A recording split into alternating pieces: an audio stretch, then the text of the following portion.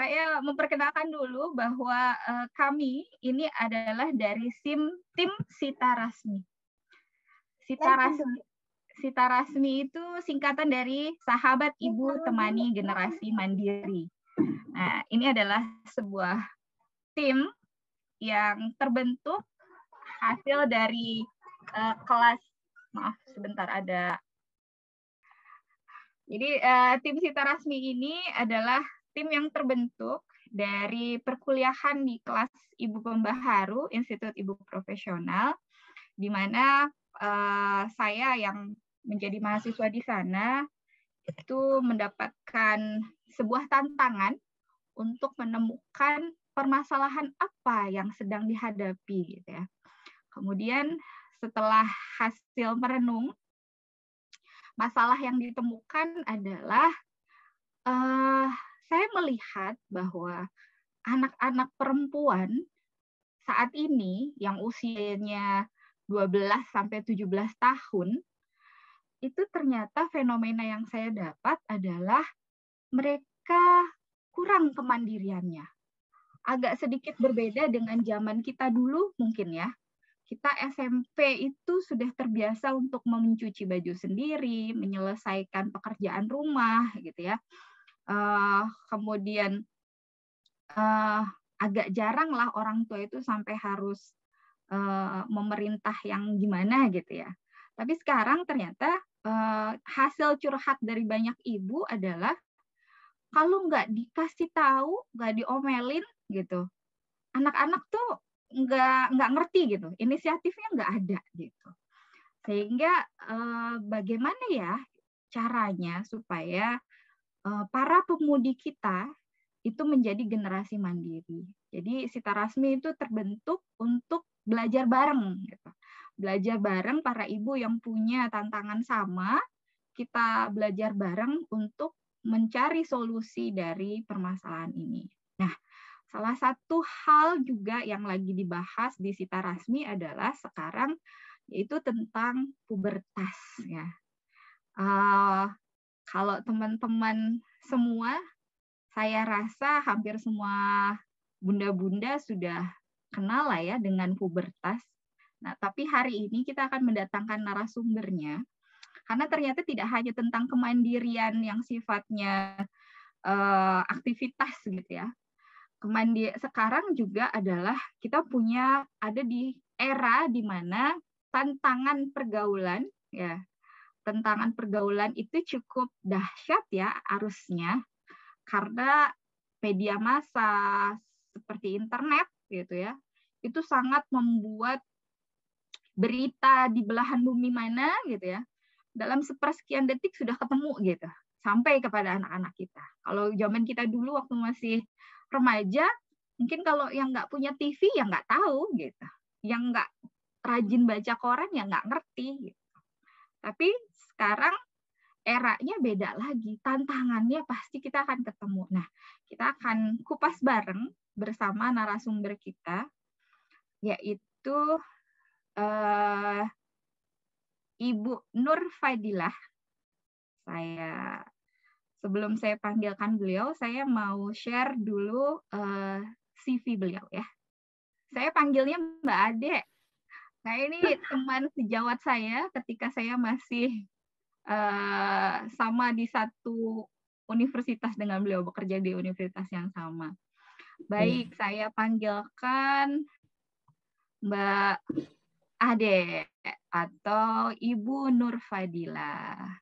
Silakan Mbak Ade, kita sapa dulu. Waalaikumsalam warahmatullahi wabarakatuh. Aduh, lama tak basuh ya.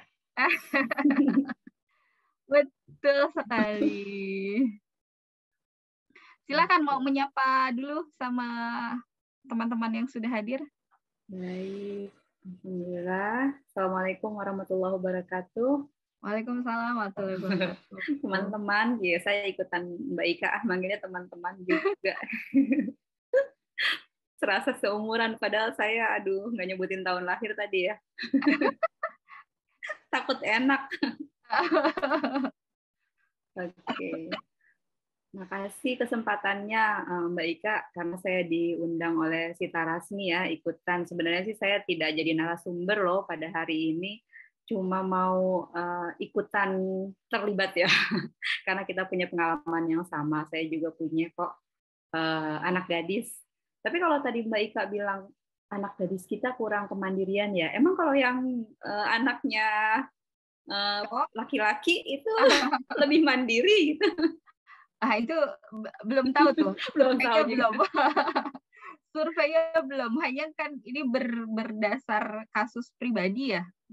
Saya melihatnya yang anak cowok itu lebih cepat daripada yang anak cewek. Entah kalau yang lain ya. Jadi ada pengalaman ya. Tapi kalau baik, dilihat Mbak Ade, ya silakan. Silakan Mbak Ika duluan. Oke. Nah, mau ditambahin nggak di perkenalannya selain yang CV tadi sama apa ya? Teman-teman yang lain? Sudah cukup kayaknya ya. Oke, sudah cukup.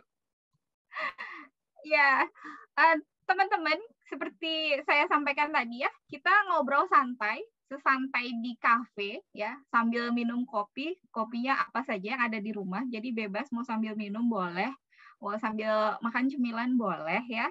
Jadi kita akan kupas bareng nih sama Mbak Ade tentang pubertas. Nah, sebelum ke Mbak Ade, saya mau tanya nih sama yang sudah hadir di malam ini. Apa sih yang teman-teman pahami tentang pubertas itu? Jangan-jangan kita lain persepsi ntar kalau nggak diomongin dulu nih. Boleh, siapa yang mau raise hand boleh? Mau coba ngomong langsung boleh? Atau mau di chat tulis boleh? Kita punya, saya kasih waktu deh 3 menit deh. Sudah ada yang masuk nih di chat. Pubertas artinya usia balik. Bisa saya ambil aja. Ada lagi yang mau nambahin? Gak apa-apa, ayo kita diskusi. Oh, Nurul Asmi, silakan Mbak Nurul. Mbak Nurul silakan, raise hand silakan.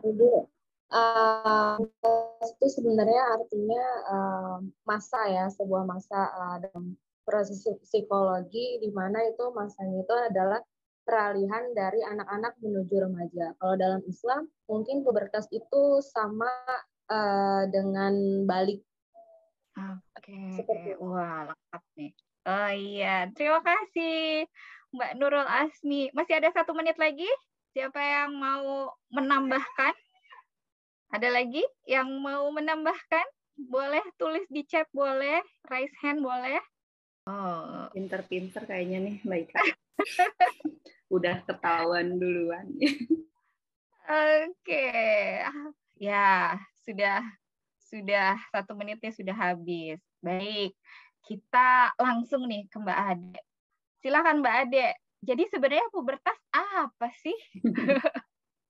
Ya, makasih Mbak Ika. Alhamdulillah wassalatu wassalamu ala Rasulillah. Teman-teman tadi benar sekali ya. Jadi biasanya kalau kita tidak ada ya, kalau dalam Islam itu tidak ada istilah pubertas ya. Ini diadopsi dari bahasa Barat atau bahasa Latin atau bahasa Yunani gitu ya. Tetapi kita memiliki istilah balik. Nah, balik itu ternyata kalau di ilmu kesehatan tanda primernya kan ya, kita sudah tahu semua nih. Sementara tadi sebutkan juga Mbak Nurul Ismi itu masa. Jadi ada periode gitu ya.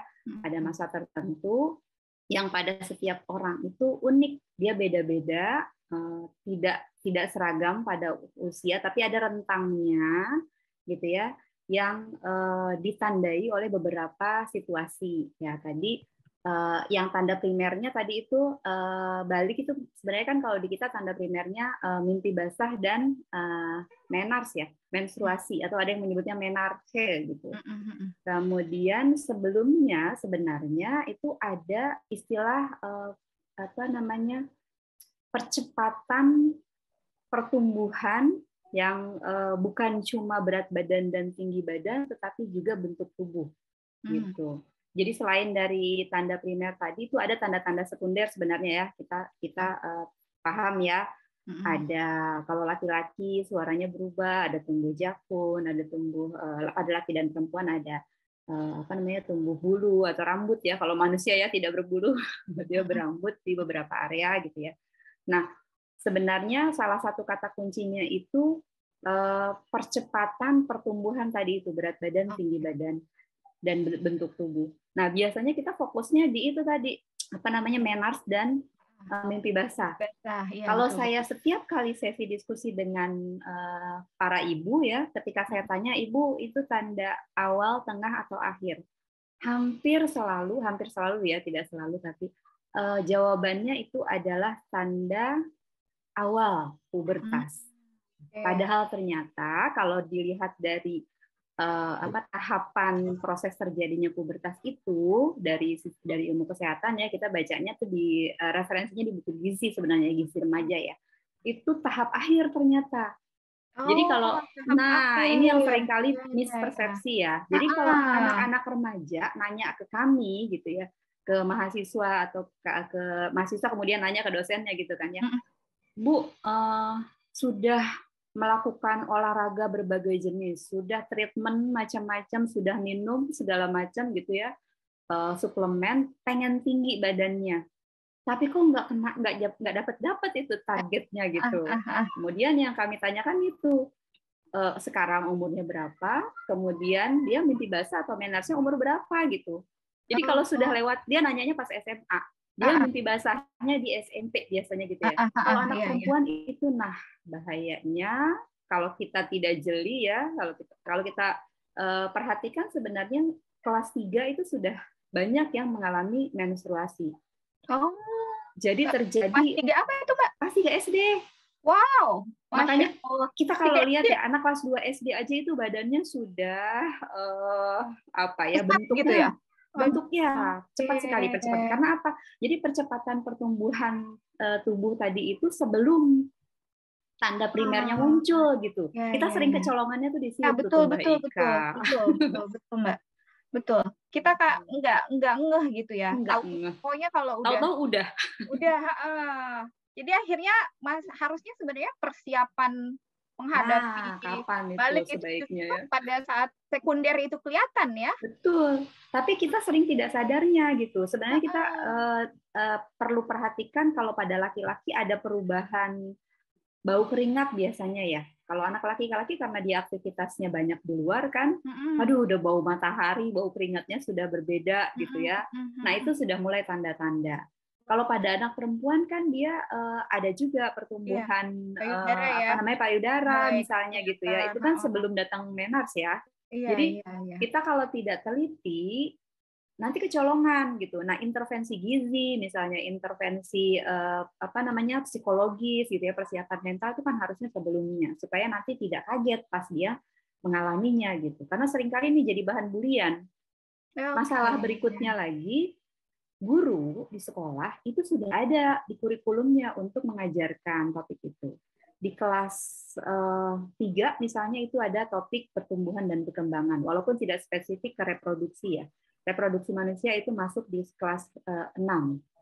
Tapi seringkali guru itu melihat respons pelajarnya, terus dia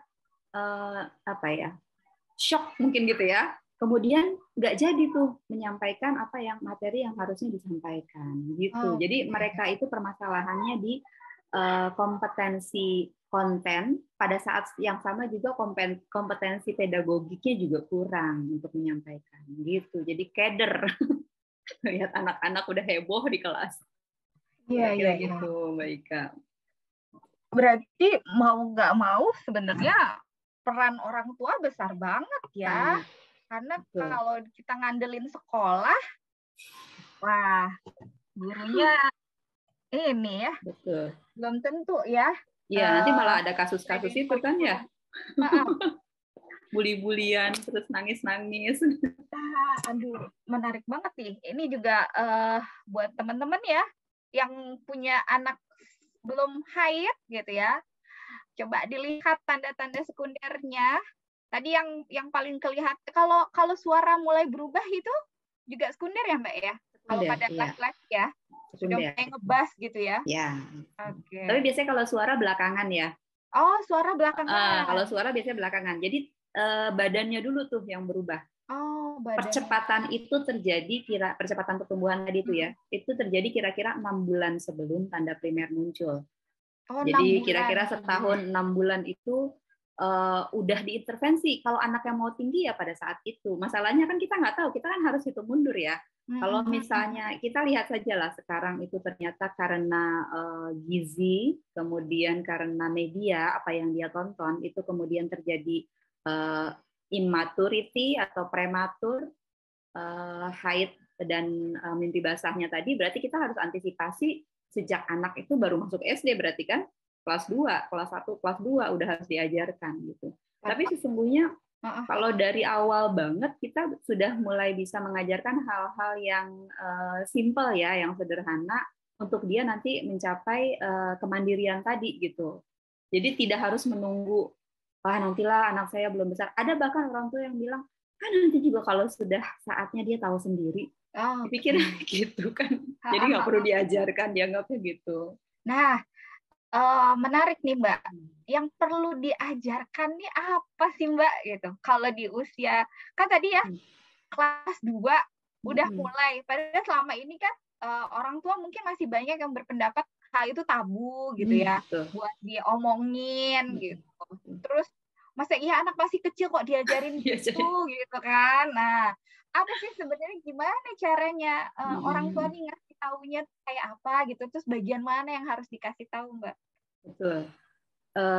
Kenyataannya pada saat sesi-sesi parenting itu kita sering kali, bahkan ketika kita masuk di kelas 1, itu anak-anak bertanyanya aneh-aneh. Ini hasil diskusi kita dengan para guru ya dan orang tua. Di kelas 1 misalnya ada guru yang ditanya, Bu, seks itu apa? Nah, kalau pertanyaan seks itu apa itu bahkan muncul juga di awal ya. Kalau dia dengar istilah itu lalu dia bertanya ya. Kemudian misalnya kenapa tidak sholat? Tidak sholat kan kalau di sekolahan tertentu mereka sholat duha ya sebelum masuk gitu. Ibu gurunya tidak sholat, misalnya gitu kan, tidak sholat jamaah. Kemudian anak muridnya bertanya, kok ibu tidak sholat jamaah gitu kan? Lalu ibu gurunya menjawab, ibu sedang tidak boleh sholat, misalnya jawabannya gitu ya.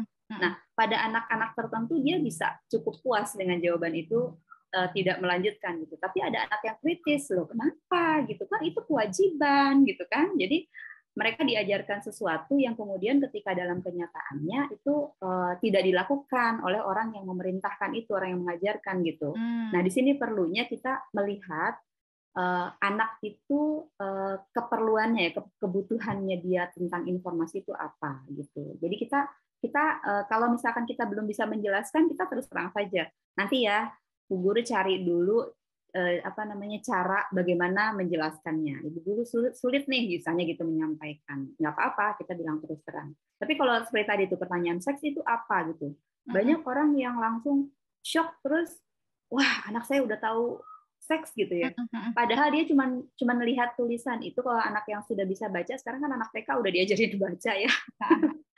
Situasi yang berbeda tuh.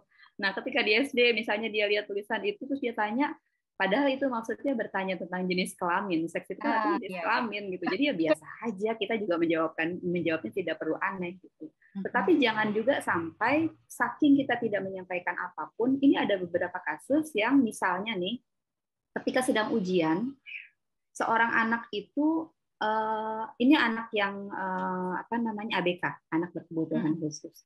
Jadi gurunya itu melihat kenapa anak ini sibuk sendiri gitu. Dia perhatikan apa yang dilakukan dan akhirnya dia sadar bahwa anak itu masturbasi di kelas. Masya Allah. Nah ini luar biasa. Pada saat itu dia shock, dia nggak tahu harus bagaimana. Kemudian disuruh mengerjakan, tapi anak itu nggak bisa berhenti gitu. Nah, kenapa bisa seperti itu? Karena dia nggak tahu ya bagaimana dia harus mengenali dirinya, mengenali bagian tubuhnya, apa yang boleh dia lakukan terhadap bagian tubuhnya, apa yang tidak boleh dilakukan orang lain dan dirinya sendiri gitu, apa yang boleh dan tidak boleh. Kemudian di mana tempatnya area-area privatnya itu yang boleh dia lakukan, misalnya mandi gitu kan, itu di mana apa namanya daerah tertutup dan sebagainya gitu. Jadi hal semacam itu mungkin tidak sempat diajarkan gitu ya, karena orang tua sibuk dengan dengan kemampuan akademik yang lain misalnya gitu. Jadi anak tidak siap. Iya, Itu misalnya kasusnya Mbak Ika. Oke. Jadi mungkin tadi ya dari awal. Iya, berarti sex education itu adalah satu hal yang penting ya untuk disampaikan gitu sama nggak hanya justru pada saat mereka balik ya dapat tanda primer tadi baru sampai. Betul. Karena mereka ternyata kasusnya yang ABK aja bisa begini, apalagi yang normal ya. Anak normal itu bertanyanya, nah anak kelas 1 ya, dia tulis. Jadi supaya tidak malu gitu ya, narasumbernya suruh anak itu menulis. Jadi dia bertanya tentang onani, tapi pakai bahasa yang kita nggak ngerti. Kalau anak sekarang tuh menggunakan istilah yang macam-macam, misalnya bacol. Bacol itu artinya bahan coli. Coli itu artinya onani. Jadi saya juga baru tahu itu setelah besar begini. Oh, mereka menggunakan istilah-istilah baru yang kita tidak paham. Nah, kalau kita tidak paham, kita berpikir anak itu biasa saja gitu ya. Padahal ternyata mereka sudah tahu ya istilah itu, dan bahkan sudah ada yang kalau di kasus di wilayah tertentu sudah kasus. Iya. Kalau apa namanya ibu-ibu yang mengajar PPA, ngajar ngaji gratisan di rumahnya, itu saya pernah dengar curhatannya juga ketika kami membahas HIV dan AIDS. Jadi beliau bilang gini, ada santrinya yang sudah mengaji sejak usia 4 tahun ya, masih balita, dan sekarang sudah SD. Nah, kemudian anak ini bilang bahwa dia ingin melakukan sodomi kepada orang lain yang lebih muda, adik-adiknya gitu. Nah, jadi saya bilang, Ibu, lihat apa namanya, ini kalau kita kan langsung shock gitu ya, ibu itu langsung shock, apa yang ibu lakukan gitu kan, saya tanya. Terus dia bilang, ya saya kasih tahu orang tuanya, karena kan kenal ya tetangga-tetanggaan. Lalu bagaimana respons orang tuanya? Orang tuanya nggak terima, denial. Jadi orang tuanya malah marah, kemudian menyatakan bahwa ibu kalau mau ngajar ngaji aja, nggak usah apa namanya masuk ke hal-hal lain yang bukan urusannya dia. Jangan bikin gosip, jangan fitnah gitu. Ya. Nah, padahal si anak ini ketika kita lihat ya, dia bisa terbuka, bisa cerita ke gurunya. Yang pertama sih ya, kalau kita mendengarkan anak minta izin ya, seolah-olah gitu ya, minta izin atas sesuatu, mungkin negatifnya ya, apa namanya, nauzubillah min dzalik ya, jangan sampai mungkin dia sudah melakukan hal itu, gitu kan, dari sisi negatif. Tapi dari sisi positifnya, berarti kan kalau anak itu terbuka, dia percaya kepada orang yang dia tanya itu gitu. Ya, sekarang masalahnya adalah kesiapan kita nih yang jadi orang yang ditanya. Berarti sebenarnya dia tuh minta bantuan gitu kan. Nah, kita nih siap nggak membantu anak itu gitu. Masalahnya kita nggak siap mental, seringkali begitu. Padahal ternyata banyak sekali kasus itu. Tidak hanya di kota, tapi juga di desa. Nah, di desa lebih parah lagi. Kampung-kampung itu banyak kejadian seperti itu. Saya pernah ke Nias, ibu gurunya yang kelas 6 tuh bilang gini, Bu, saya lihat anak murid saya ini sepertinya hamil. Dia langsung bilang gitu pada saya. Kemudian apa Bu yang Ibu lakukan? Saya bilang ke orang tuanya, saya panggil orang tuanya, ibu dan bapaknya, terus dia datang. Terus saya bilang, saya kasih tahu, tapi kok wajahnya flat, dia bilang. Mukanya datar. Dia bilang, jadi saya harus bagaimana? Dia bilang, udah mau nangis ibu itu, kasihan deh. Jadi saya juga bilang, loh iya ya, jadi kenapa mereka tidak punya ekspresi ketika mendengar seperti itu? Saya khawatirnya ini kasus-kasus yang incest, kasus-kasus yang buruk. Jadi kan sekitar 80% ya, 70-80% kasus-kasus apa namanya pelecehan itu justru terjadi pada orang yang dia kenal gitu. Orang yang harusnya melindungi dia gitu. Jadi nah, itu perlunya si anak itu tahu wilayah mana yang bisa dilihat, bisa dipegang gitu. Dan itu sudah diajarkan biasanya sejak PAUD ya. Iya. Iya, nah, kalau ada lagunya ya. Sentuhan boleh, sentuhan tidak boleh gitu ya. Tinggal gurunya ngajarin apa enggak gitu ya. Iya, ada gitu ya. Betul, sudah ada. Betul. Oke. Nah, terus gimana nih supaya tadi kan ya anaknya ternyata ngomong ya. Nah, sekarang gimana caranya supaya anak itu terbuka tentang dirinya sama orang tua gitu. Jadi tentang pubertasnya, apa yang dia rasakan. Apa yang sedang terjadi pada dirinya, supaya orang tua jadi teman curhatnya gitu ya. Itu yang penting. Jangan sampai curhatnya ke teman atau bahkan media. Itu bahaya, betul, sangat berbahaya. Oke. Beberapa pembelajaran yang kami temukan di dalam riset itu yang paling banyak, yang paling kuat itu bonding ya. Kalau ibu sih sepertinya sudah sepantasnya, sudah sepatutnya ya, sudah seharusnya ibu itu kalau ibunya ini memberikan ASI gitu ya, itu akan terikat ikatannya itu kuat gitu, ikatan emosinya gitu. Jadi biasa kalau ibu dicurhatin sama anaknya sampai usia tertentu sih biasanya ya, sampai anak tuh biasanya bisa bersosialisasi sekitar SD. Nah, pas masuk SD biasanya anak tuh sudah mulai mendengarkan, tidak lagi terlalu mendengarkan ibunya atau orang tuanya, tapi mulai fokus ke instruksi gurunya, biasanya kan gitu ya. Nah, kalau di SMP atau mungkin kelas tinggi ya, di SD itu dia sudah mulai nggak mendengarkan gurunya, dia mendengarkan temannya yang diterima oleh komunitasnya gitu. Nah, ternyata beberapa riset itu menunjukkan bahwa bukan cuma ikatan ibu, tapi yang lebih penting lagi ikatan dengan ayah. Gitu. Jadi kalau ayahnya itu figur yang bagus, bukan harus banyak omong gitu, enggak ya, tapi anak itu merasa nyaman gitu. Nah, itu insya Allah anak itu tidak mengalami kenakalan, berbagai jenis kenakalan remaja. Nah, masalahnya peran ayah itu seperti apa? Kalau peran ibu kan sudah jelas ya. Saya pernah nih dengar seorang ayah curhat kepada saya. Dia membandingkan anaknya gitu ya. Dia punya 2 anak. Yang satu dia bilang anak ASI, yang satu anak sapi. Dia bilang gitu. Terus anak sufor kan. Terus saya tanya, Bapak, menurut Bapak bagaimana ketika dibandingkan? Saya lebih suka anak sapi, dia bilang gitu. Kenapa, Pak? Karena kalau anak ASI itu dia cemburu sama saya. Jadi kalau saya deketin istri atau deketin dia nggak mau, langsung dijauh-jauhin gitu kan. Oh gitu ya Pak. Oke.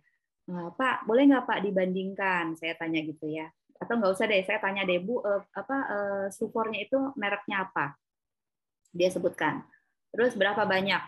Nah, dia hitung kan, harganya berapa? Dikalikan. Nah, terus saya tanya lagi, Pak, dulu waktu kalau sakit ya, kalau anak lagi sakit itu Bapak ingat nggak anak yang ASI berapa banyak dia sakit? Dia lupa, si Bapak ini nggak ingat kapan terakhir kali anak ASI ini sakit. Kalau yang anak sapi, wah ini setiap sekian bulan itu pergi ke rumah sakit, hampir setiap bulan katanya. Minimal tiap 2 bulan itu pergi ke rumah sakit. Ini kemarin baru lagi sebut curhat lagi gitu. Coba deh Pak, kalau dihitung-hitung, baru susu sama kesehatannya, susu sama rumah sakit. Jadi gimana dong katanya gitu. Saya juga kan mau dekat dengan anak saya. Nah, ini bagus nih, Bapak ini senang ya, pengen ada bonding. Kemudian saya tanya, Pak, kalau anak ASI itu apakah 24 jam dia ngasih terus gitu kan, menyusu terus? Kalau anak saya nyunyu 24 jam kan enggak. Paling berapa menit ya, habis itu dia ngapain tuh, mandi, main gitu. Boleh nggak Pak, habis mandi Bapak yang pakein bedak gitu kan, pakein baju, dipijit-pijit sebelumnya misalnya gitu. Kalau anak pipis Bapak yang gantiin popok gitu kan. Kalau udah beres mandinya Bapak yang jemur, yang main-main, mejeng-mejeng ya, biasanya kan mejeng tuh bukan cuma emaknya, bapaknya juga suka kan main-main gitu. Nah itu di situ. Ini berarti kalau yang masih kecil ya Mbak ya? Ya, pada saat masih kecil itu sudah diikat. Karena kalau dia tiba-tiba nih sudah dewasa, sudah anak-anak gitu ya, sudah SD misalnya atau SMP, kan tidak mungkin juga tiba-tiba dia dekat dengan bapaknya. Justru aneh kan? Nah, justru mereka yang dari awal sudah punya kedekatan seperti itu, ketika dia remaja dia punya figur gitu. Dia akan nanya, kalau laki-laki dia nanya ke ibunya, gitu kan. Kalau perempuan dia lihat ke ayahnya, dia figur ayahnya gitu. Dulu waktu deketin ibu caranya gimana, gitu kan. Kalau yang laki-laki nanya ke ayahnya, dia ngajarin trik, nanya trik gimana caranya kalau kan karena mulai tertarik ya kepada lawan jenis gitu. Dia nanya gitu. Berarti nggak bisa ujuk-ujuk ya, betul, nggak bisa ya, harus dibangun. Nah, kadang orang tuanya sadar justru ketika anaknya sudah balik, lalu kenakalan itu sudah kelihatan, muncul ya, tanda-tanda problematika ya udah ketemu gitu, baru deh kayak kebakaran jenggot. kayak kebakaran jenggot. Nah, gimana nih Mbak? Kalau yang sudah terlanjur, yang udah terlanjur besar maksudnya. Hah? Tetap ada kesempatan ya. Selama masih hidup masih bisa dibentuk kan katanya gitu ya. Watak itu kan fitrahnya gitu ya sudah melekat, tetapi dia kan bisa dibentuk kata talent mapping gitu ya. Saya belajar dari Mbak Ika nih sama Mas Kapten. Jadi tetap kita upayakan komunikasi yang terbaik gitu kan. Ayah itu nggak harus banyak omong, tetapi kita lihat ya bahasa cintanya anak. Biasanya kalau masih kecil kan masih bervariasi ya. Kita lakukan semua bahasa cintanya anak. Tapi kalau sudah besar mungkin sudah mulai bisa diberi tanggung jawab tadi gitu ya, tanggung jawab kecil-kecil sambil dikendalikan ya, diawasi. Kita ajak bicara. Jadi memang diberi kesempatan untuk dialog gitu. Kalau saya sih sama ya, punya anak yang kadang-kadang belum diajak ngomong gitu ya, baru diajak diajak ngomong satu kata, wow udah gegas.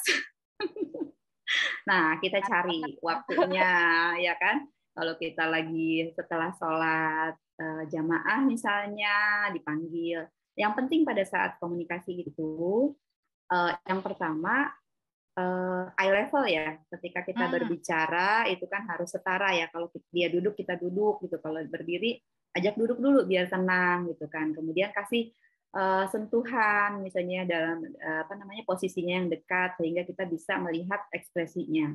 Kemudian tatap wajahnya gitu ya. Saya biasanya gitu tuh ke anak saya. Sini, lihat ke sini, lihat ke ibu atau lihat ke bunda misalnya gitu kan. Nah, kemudian kita tanya dulu apa yang menyebabkan dia seperti itu atau bagaimana perasaannya. Tapi kadang-kadang ada juga sih anak yang ketika ditanya, kakak perasaannya gimana sama bunda, terus dia bilang biasa aja. Waduh, be aja. Wow, saya langsung ada ya anak kayak gitu. Tapi pasti di dalam hati kecilnya dia punya rasa lah sama kita. Nanti kalau dia ada saatnya misalnya harus ada momen yang harus berjauhan ya, sehari 2 hari, itu kan pasti akan ada rasa kangen. Nah, pada saat berjauhan itu kita buka lagi komunikasi, pasti dia biasanya malah lebih intens gitu ya. Nah itu bukti bahwa dia sebenarnya terikat sih sama kita gitu. Jadi ketika mereka mengalami hal-hal yang bahkan kalau anak saya tuh mimpi aja dia cerita, mimpi mengerikan misalnya gitu, mimpi dikejar-kejar apa gitu, terus saya bilang, kakak waktu tidur itu udah berdoa belum, udah wudhu belum misalnya gitu kan, atau pada saat kakak tidur itu waktunya bagaimana, atau kakak sedang berantem sama teman misalnya gitu. Kalau kakak mau cerita, kalau nggak mau cerita juga nggak apa-apa. Kalau kakak mau tulis, misalnya dia suka menulis, melukis, ya udah ditumpahkan di situ perasaannya misalnya. Jadi tidak ada sih kata terlambat sepanjang kita mau mendengarkan anak-anak. Mungkin siap. Jadi komunikasi ya, yang harus diperbaiki awal komunikasi. Dari komunikasi barulah kita bisa masuk ke dalam gitu ya. Tadi kan sex education yang disampaikan di awal tadi ya. Jadi sekarang nih anaknya udah besar gitu. Dari hubungan tadi untuk supaya bisa jadi teman di kala pubertas tadi komunikasi. Nah sekarang untuk sex education-nya sendiri nih, gimana kan pasti kalau sekarang kan sudah haid sudah gitu ya, usia ini sudah mimpi basah sudah gitu. Terus apa yang perlu disampaikan gitu ke mereka supaya mereka itu punya prinsip gitu, punya prinsip ketika dia bergaul dengan lawan jenis, atau mungkin sekarang lebih parah lagi ya, nggak hanya lawan jenis yang kita takutin, Aduh, ngeri bergaul banget ya. dengan sejenis Betul. pun gitu ya. Gimana nih, seperti apa sex education yang harus sampai supaya mereka tuh punya prinsip, oh ini nggak boleh gitu, aku nggak, kalau ajakannya kayak gini aku nggak bisa gitu. Nah itu gimana tuh supaya punya prinsip itu, Mbak? Sebenarnya sih kalau dari awal memang ada tahapannya ya. Kalau sejak kecil mungkin kalau anak-anak biasa kita dongengin atau kita ceritakan kisah-kisah Nabi atau apa gitu ya, biasanya mereka akan ingat. Biasanya gitu. Tapi kalau mereka yang sudah besar dan kita belum sempat dulu waktu kecil ya, masih belum belajar gitu ya. Nah, mungkin ya kembali lagi kita ajak diskusi. Dan informasinya itu tidak boleh yang menakut-nakuti. Gitu. Jadi kita tanya dulu, ada nggak? Kalau saya tanya tuh di sekolahan anak itu ada yang aneh-aneh enggak? Ada yang suka berperilaku tadi ya misalnya membuli, kemudian bicaranya kasar atau kotor, kemudian main pukul gitu. Kemudian ada yang bertingkah aneh, misalnya lama di kamar mandi, misalnya gitu. Terus suka mojok-mojok, suka diem aja tapi melototin sesuatu misalnya gitu. Nah itu kan banyak kasusnya ya. Abang-abang dagang, abang-abang tukang dagang itu sering kali tuh ibu-ibu menemukan kasus seperti itu, anak yang mesan sesuatu terus dikerjainnya lama sama abang-abang itu. Ternyata si abang-abang itu lagi memperhatikan posisi duduknya si anak yang kalau anak SD gitu kan dia nggak sadar ya posisi duduknya gitu kan. Kemudian celana dalamnya misalnya ya namanya anak-anak mungkin bergeser atau gimana gitu. Jadi mereka menikmati misalnya seperti itu. Jadi jangan sampai nih anak kita sudah kita ajarkan untuk bagaimana menutup aurat misalnya gitu. Kemudian apa batasannya. Walaupun mungkin kita kan biasa kalau anak-anak kita cium tangan gitu ya pada orang tua dan guru. Nah, sampai batas umur tertentu kita sudah mulai kasih tahu. Jadi tidak perlu tanda hormatnya, apalagi sekarang pandemi ya. Pandemi kan harusnya jaga. Jadi ada manfaatnya juga sini, ada hikmahnya juga jarak, ya. Jaga jarak gitu kan. Jadi tidak harus bersentuhan, menghormati itu bisa dengan cara yang lain gitu kan, ngasih simbolnya yang berbeda, misalnya pakai kayak orang Sunda gitu kan, salaman jarak jauh gitu. Nah, kemudian kalau ada anak yang berbeda, misalnya gitu ya, mereka mengenali tapi tidak mencemooh, menghina, misalnya gitu ya, dia menghargai perbedaan. Tetapi kalau misalnya misalnya kayak tadi tuh ada kasus-kasus penyakit-penyakit tertentu, misalnya ya, kita perlu ajarkan juga sih. Kalau sekarang kan di kurikulum misalnya pembelajaran tentang virus itu adanya di kelas 3 SMA. Kita bisa masuk tuh mengajarkan tentang HIV. Kalau dulu kita di promosi kesehatan itu target di SD itu biasanya edukasi tentang nafza dan rokok misalnya gitu. Kemudian SMP kesehatan reproduksi, SMA HIV dan AIDS dan seksualitas. Tetapi kalau itu diberlakukan secara strict gitu ya, sekarang kita jadi keburu hamil dong anak-anak. Tadi kan kasusnya di SD itu yang di Nias, ya kan, kasus pelecehan banyak di bahkan dari bayi loh, dari bayi. Jadi ada kasus yang kekerasan seksual itu anak masih belum 2 tahun ya. Jadi ternyata dia sejak 6 bulan itu dia sudah disuruh melakukan oral. Jadi dia nggak bisa minum pakai dot yang biasa tuh dia nggak bisa. Astagfirullah ya Allah. Jadi saya tuh pas dengar itu, wah ngeri banget ya, nggak bisa makan kita kalau dengar kasus itu sebenarnya ya. Kok bisa gitu? Kenapa? Karena sejak usia 6 bulan itu secara fisik manusia itu sudah sempurna ya. Kelengkapan organnya kan sudah sempurna.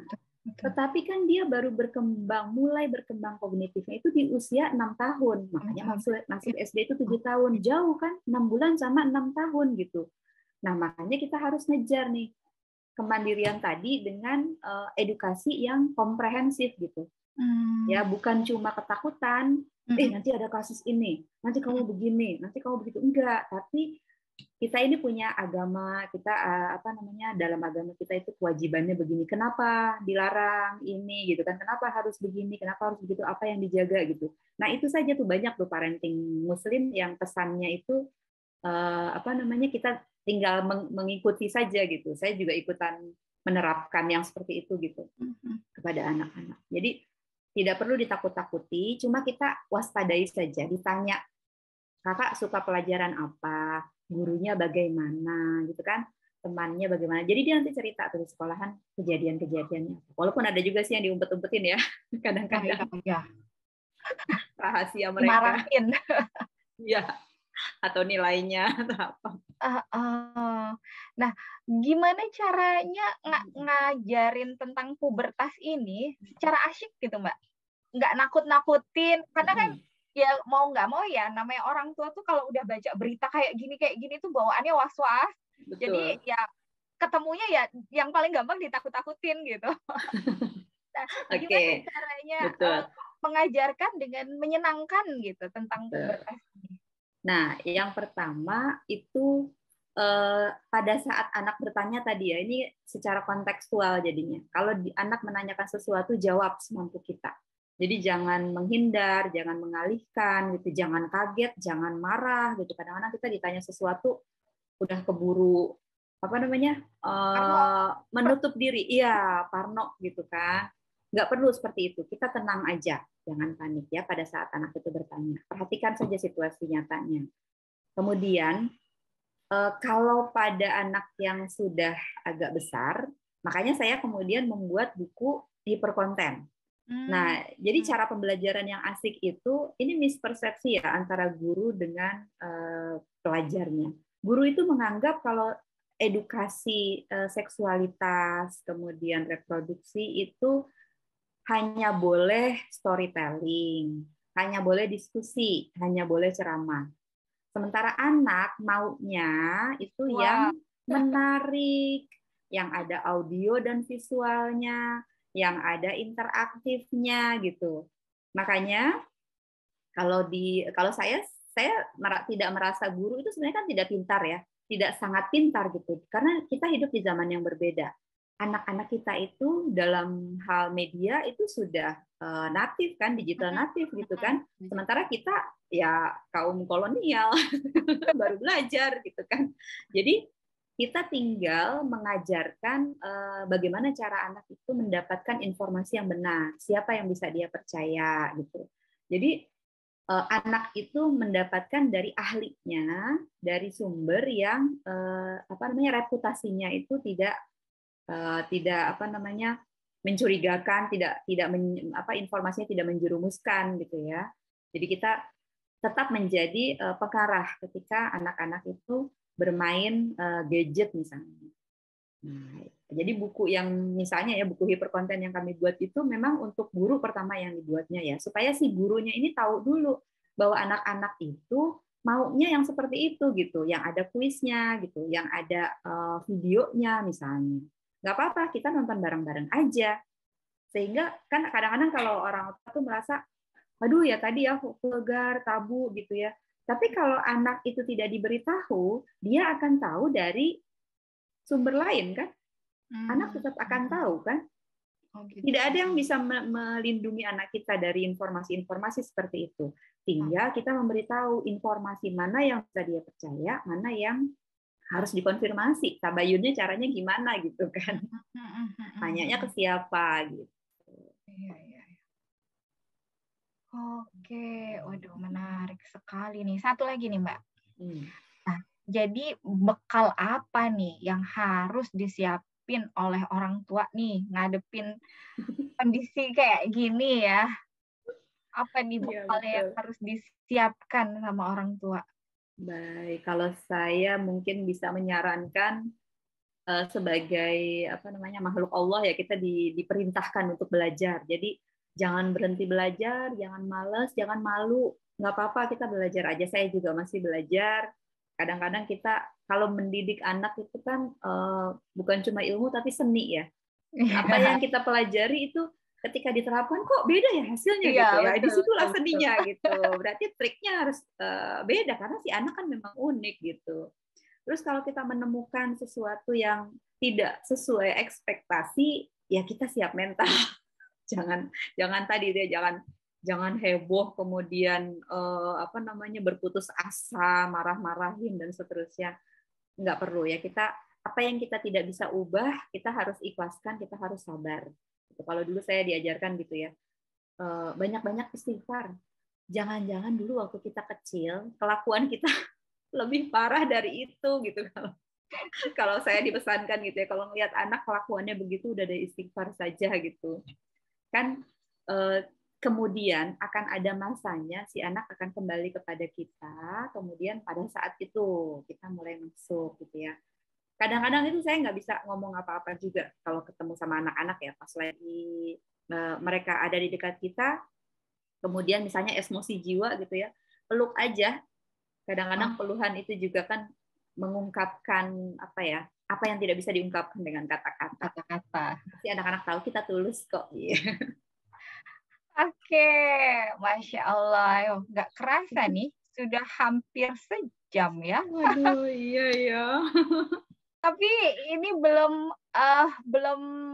kita belum buka diskusi sama teman-teman. Mbak Ade masih punya waktu? Boleh buat Mbak Ika. Apa sih yang nggak buat Mbak Ika? Oke. Ya teman-teman, pasti teman-teman punya contoh kasus yang mungkin spesial. Nah, kalau yang barusan diceritakan sama Mbak Ade, ini sifatnya adalah general, yang harus kita sebagai orang tua untuk kita jadi sahabat anak di usia pubertas. Itu tadi paling utama adalah komunikasi. Terus sex education itu ternyata dari kecil gitu ya, nggak tiba-tiba pada saat mereka udah kelihatan tanda-tanda primernya baru dikerjain gitu ya. Nah, kalau udah terlanjur besar berarti harus banyak buka diskusi dan tadi ya pakai media. Nah, jadi penasaran nanti hiperkonten apa tadi, hiperkonten pubertas ya? Buku hiperkonten. Oke, nanti boleh di-share ke saya share di grup dah ya. Siap. Nah, teman-teman, ini ada pertanyaan satu yang sudah masuk nih dari Mbak Anggi. Mbak, adakah cara untuk menahan atau memperlambat proses pubertas? Karena kalau nggak salah saat ini semakin cepat anak balik, sedangkan akalnya gitu ya, belum sempat kekejar. Terima kasih sebelumnya. Nah, gimana tuh Mbak? Bisa nggak sih Mbak itu pubertas itu? Ya, bisa nggak ditahan ya? Ditahan itu jangan dulu gitu ya. Belum siap mental nih gitu ya. Oke, ini sebenarnya betul sekali yang disampaikan ya. Balik tapi belum akil, karena tadi ya sudah kita jelaskan ya, fisik 6 bulan, kemudian secara kognitif baru start di usia 6 tahun. Jadi memang akan seperti itu fitrahnya. Tetapi kalau kita mau melihat yang sebaliknya ya, berarti ini faktor protektifnya ya, supaya jadi melambat. Tadi kan kita bahas yang bikin cepat itu adalah satu gizi, tapi kalau gizi kan nggak mungkin kita tahan-tahan ya. Ya kan. Nah, yang kedua yang lebih penting lagi adalah media. Tadi ya, apa yang anak kita tonton, apa yang didengar gitu. Nah, berarti yang bisa kita lakukan untuk membuat anak kita itu siap, setelah siap baru dia bisa mengalami pubertas, itu secara lingkungannya kita manipulasi. Jadi dimanipulasi itu maksudnya kita kendalikan si lingkungan ini supaya anak itu tidak terlalu banyak terpapar gadget, tidak mendengarkan pembicaraan yang seharusnya tidak dia dengar gitu. Tetapi kalaupun dia mendengar, yaitu tadi kita menjelaskan, kita menginformasikan. Jadi sebaiknya sebelum orang lain yang memasukkan pesan kepada anak kita duluan, kita ajari duluan. Tadi misalnya kalau toilet training dari kecil ya, anak kita itu kan fase oral gitu ya, menyusui dan sebagainya, itu dia puaskan gitu ya, dia cukup sampai ASI-nya itu sempurna ya. Kemudian pada saat fase anal misalnya gitu ya, kalau saya dulu diajarkan ibu saya, anak itu jangan dibiarkan misalnya mereka sedang pas lagi pakai pampers kemudian dia pipis atau buang air besar misalnya gitu. Kan ada tanda-tandanya kata ibu saya gitu. Jadi ketika kelihatan wah ini mulai ngeden-ngeden nih. Nah, kita buru-buru sigap. Jangan dibiarkan seperti itu di celananya dibiarkan. Tapi bahkan ketika bayi itu diangkat kakinya jadi disobek gitu kan pampersnya. Di perutnya diusap-usap gitu kan sambil diajarin ngeden gitu-gitu. Terus bagaimana kita tahu si anak sudah selesai, sudah berhenti? Kan setelah kita juga kan kalau misalnya BAB pasti akan ditutup dengan pipis juga. Jadi kalau anak udah pipis berarti sudah selesai. Bersihkan, dicebokin sampai bersih gitu, istinjanya sampai bersih. Nah, itu jadi anak nyaman, dia tahu bagaimana dia harusnya memperlakukan alat-alat alat pribadinya itu gitu kan dari kecil. Nanti setelah besar diajarin kan cebok sendiri misalnya gitu ya. Nah, itu sebenarnya juga termasuk kita memandirikan anak ini kan, dan mudah-mudahan hal seperti itu kemudian nanti akan juga berdampak pada kemampuan dia untuk mengendalikan dirinya, mengenali dirinya gitu kan, sebelum kemudian dia mengenali orang lain gitu.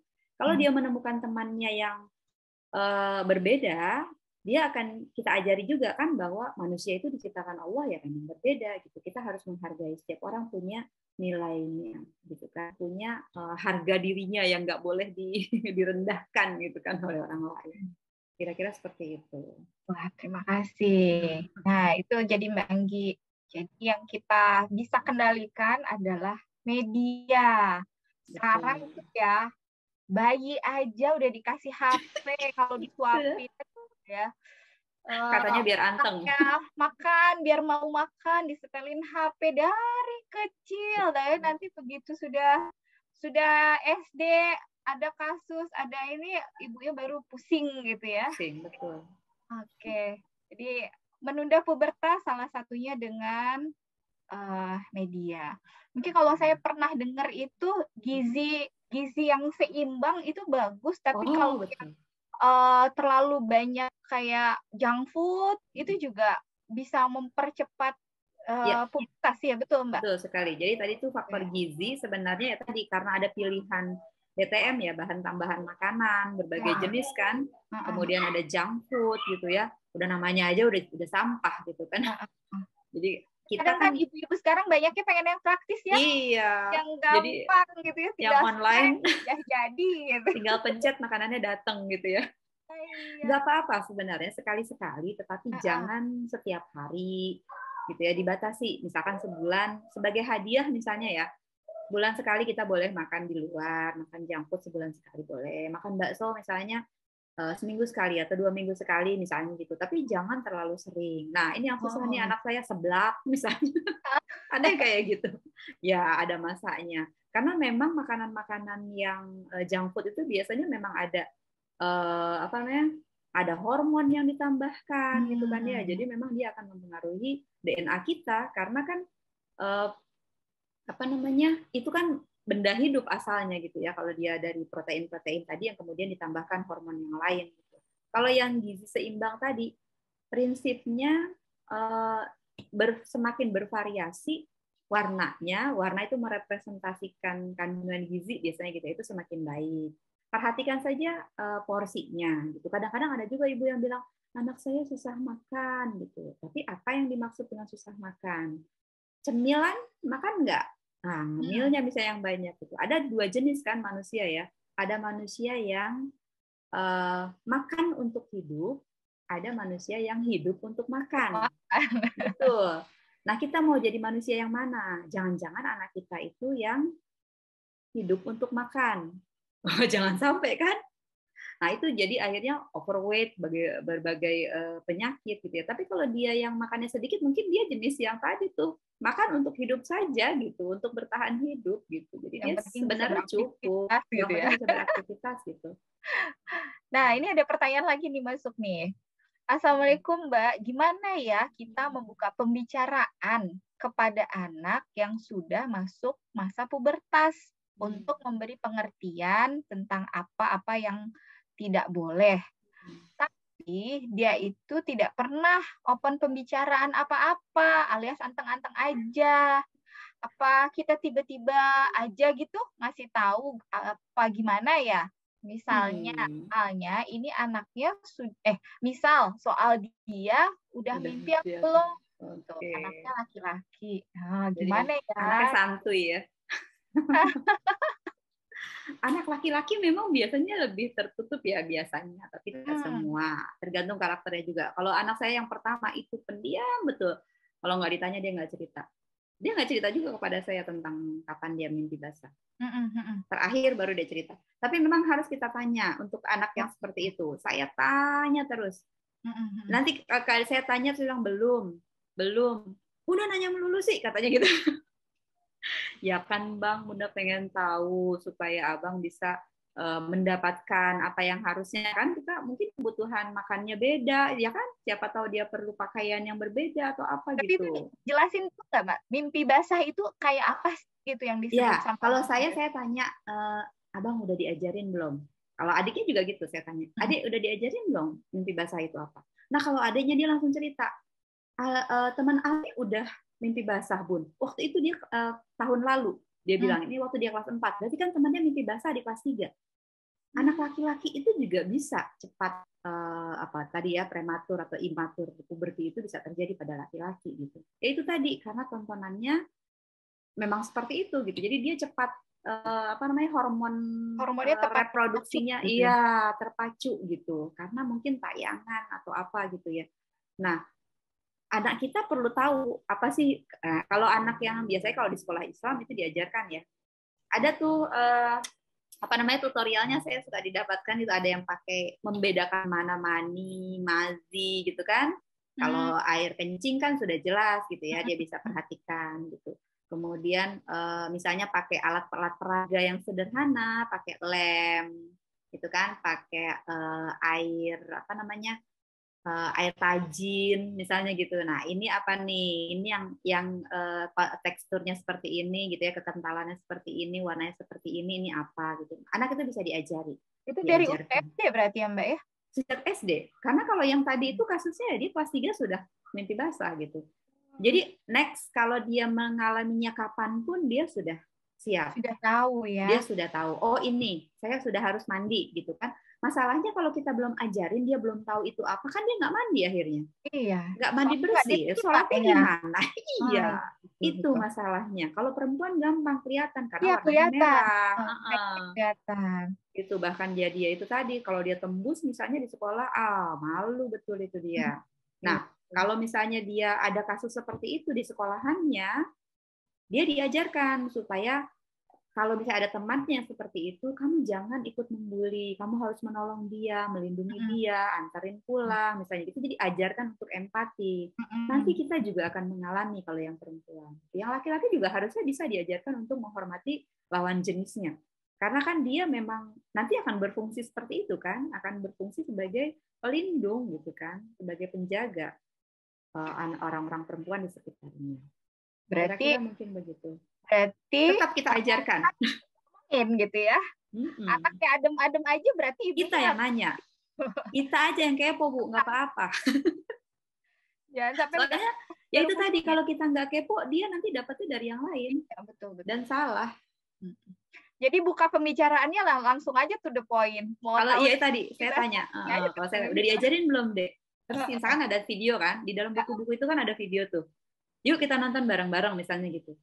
Oh ini nanti ada terjadi perubahan ini ya. Oh terjadi perubahan emosinya seperti ini ya. Jadi dia udah tahu nanti akan jadi orang yang pemarah-pemarah gitu kan. Jadi orang yang pemalu misalnya gitu. Ada jadi orang yang suka dandan misalnya gitu. Dia akan tahu. Terus bagaimana menghadapinya? Ya nggak apa-apa, itu kan fitrah. Apakah itu memalukan? Enggak kan, itu normal. Kecuali dia melanggar norma-norma. Nah ini kan yang sudah kita ajarkan. Mana tuh batasannya? Pokoknya perempuan tutup aurat, laki-laki jaga pandangan. Terus puasa gitu kan, intinya mah itu kan tujuannya untuk mereka tidak melakukan. Kenapa dilarang melakukan seks itu, aktivitas seks? Kalau sekarang aktivitas seks aneh macam-macam ya, bukan cuma bukan cuma hubungan badan laki-laki dengan perempuan, tadi Mbak Ika sudah jelaskan, dengan sesama, dengan binatang, dengan barang, dengan dirinya sendiri, macam-macam. Nah, semua itu kalau ketika hormon pertumbuhan tadi sedang bekerja, kemudian dilakukan sekali, pertama kali terjadi, maka terjadi perubahan hormon yang bisa mengakibatkan berhenti, bahkan sampai berhenti hormon pertumbuhan tadi. Jadi harusnya dia bisa nambah tinggi gitu kan, bentuknya belum optimal, terus dia terhenti. Oh gitu ya. Mbak Ika coba, tingginya berapa Mbak Ika? Mbak Ika lebih tinggi sih dari saya ya. Saya lebih pendek nih. Anak saya 158 tuh. Anaknya yang paling besar, yang paling berat maksudnya, berat lahirnya paling berat itu berapa Mbak Ika? 4 kilo. Normal atau seksio, sorry? Normal. Kebayang nggak? Mbak Ika 158 melahirkan bayi 4 kilogram, 4.000 gram itu normal. Saya berat 15 sekian di bawah Mbak Ika.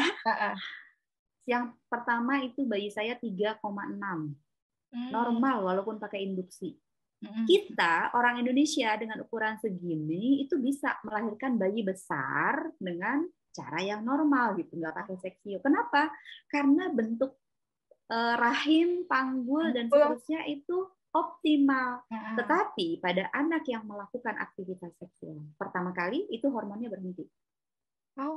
Jadi dia akhirnya bentuknya belum optimal, tingginya juga belum gitu. Jadi akhirnya mentok di situ gitu. Jadi anak mungkin kalau dia tidak diberitahu kan dia nggak tahu ya.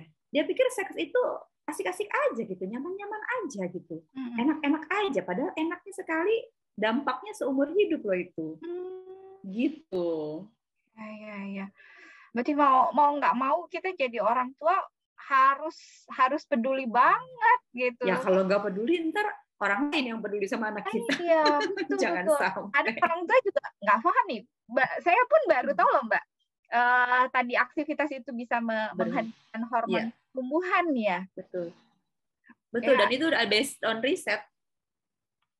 Jadi memang sudah ada risetnya. Jadi kalau yang pertanyaannya kayak mirip-mirip juga ya tentang mendiskusikan seks edukasi sama anak. Gimana caranya supaya anak tuh ngerasa nyaman gitu kalau ngobrolin soal itu? Nah, ini berarti yang nggak nyaman ibunya kan? Ya. Padahal anaknya pengen tahu loh. Ini justru ibunya harusnya bersyukur. Tapi kalau ibunya mungkin merasa kurang percaya diri, nah mungkin ibunya bisa belajar lagi atau konsultasi bareng-bareng ke orang yang bisa menjelaskan. Cari misalnya ke saya juga nggak apa-apa, ayo kita diskusi bareng-bareng. Saya senang ngobrol sama remaja tuh, nggak tahu kenapa ya mereka suka curhat gitu ke saya juga gitu ya. Nah kalau ada ibu-ibu, mestinya dia bersyukur ya karena anak ini bertanya kepada kita. Oh alhamdulillah banget. Karena kalau enggak dia nanya ke orang lain, ke temennya, belum tentu dapat informasi yang betul. Bagus ya, belum tentu benar, malah diajakin yang lain-lain nanti. Nah, terus terang ya, saya dulu waktu kuliah pernah ya, waktu kuliah itu udah di semester akhir, diajakin nonton film porno sama teman perempuan saya. Kenapa? Karena dia mau menikah. Dia akan menikah. Jadi dia bilang, biar tahu, dia bilang gitu. Nah dia nggak mau nonton sendiri. Jadi dia ngajakin saya. Kebayang nggak? Astagfirullahaladzim, saya baru sadar. Untung itu kejadiannya setelah saya kuliah udah mau lulus ya. Jadi usia saya udah lebih dari 20 tahun ya. Coba kalau saya diajakin kayak begitu, waktu saya masih kalau sekarang, aduh, astagfirullahaladzim, udah jadi apa lagi?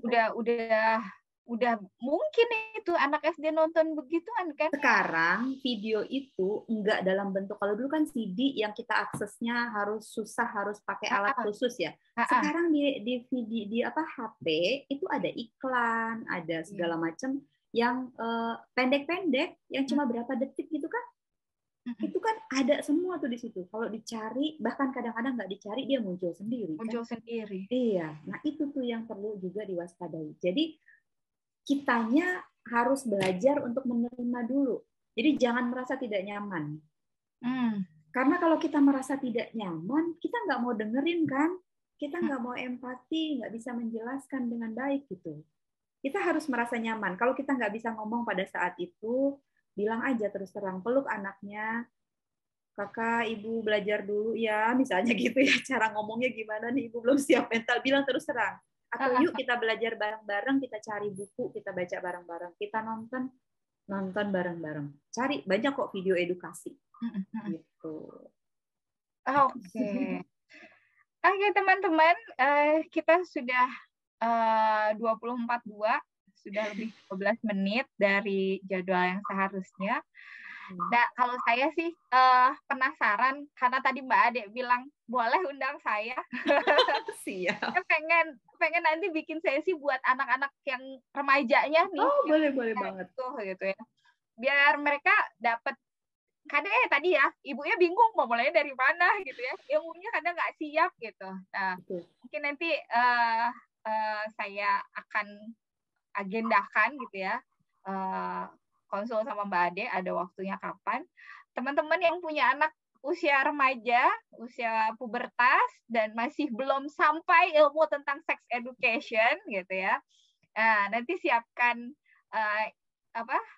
waktunya. Nanti saya akan coba konfirmasi sama Mbak Ade, karena Mbak Ade tadi udah bersedia, gitu ya, untuk berbagi sama yang remaja-remaja ini, karena mereka butuh banget ilmu langsung dari yang ngerti gitu ya, dan nyaman gitu nyampein ya, ibunya udah bla bla bla bla duluan gitu ya. Iya benar. Oke. Mbak Ade, closing statement dong Mbak Ade buat kita para orang tua yang punya anak usia pubertas dan lagi ngadepin problematika diiringi dengan pada masa pubertas. Apa ya, closing statement-nya saya sih kita berdoa sama-sama kali ya Mbak Ika ya, supaya kita diberikan kekuatan, diberikan petunjuk, diberikan konsistensi gitu untuk terus membersamai anak-anak kita apapun yang terjadi pada mereka gitu ya, dan kita kemudian bisa mengantar mereka sampai menjadi pribadi yang mandiri, yang melaksanakan cita-cita pribadi, keluarga, dan agama kita. Gitu. Insya Allah, mudah-mudahan minta petunjuk dari Allah. Insya Allah kita bisa semuanya. Kita saling mendukung. Jangan merasa bingung sendiri, terus diem aja gitu. Berharap bahwa masalah akan hilang dengan sendirinya, dengan berjalannya waktu gitu. Enggak. Kita cuma menumpuk-numpuk itu sebenarnya gitu. Jadi kalau permasalahan nggak diselesaikan sekarang, itu yang belakangan dia bakalan meledak gitu kan. Jangan sampai kita kena bom gitu kan. Mudah-mudahan kita bisa bareng-bareng. Saya juga sambil belajar, Mbak Ika. Oke. Terima kasih banyak atas waktunya Mbak Ade. Sama-sama, perbincangan hari ini, malam ini cukup seru ya, karena relate banget dengan kondisi kita sekarang. Semoga teman-teman yang hadir bisa mendapatkan insight dari pembicaraan kita malam ini ya. Jadi menghadapi anak pubertas sudah kebayang. Dari saya sebagai MC, kali lagi mengucapkan jazakillah khairan katsira buat Ibu Nur Fadilah alias Mbak Ade atas kesempatannya, atas ilmunya yang sudah dibagi untuk kita semua.